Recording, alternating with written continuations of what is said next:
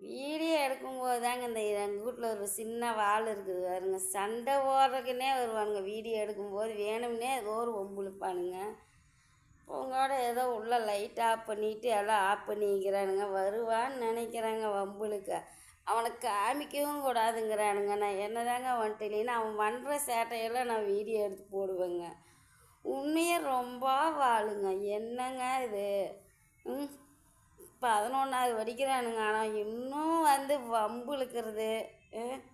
பெரியவனெல்லாம் அப்படி இல்லைங்க. உண்மையாக சொல்கிறேங்க. அவன் அமைதியாக இருப்பானுங்க. அவன் ஒரு தடவைக்கு 2 தடவை கேட்டால் தாங்க வாயை திறப்பான். ஆனால் சிறுசு அப்படி இல்லைங்க. வாயை திறந்தா மூடாதுங்க. என்ன மாதிரிங்க இது?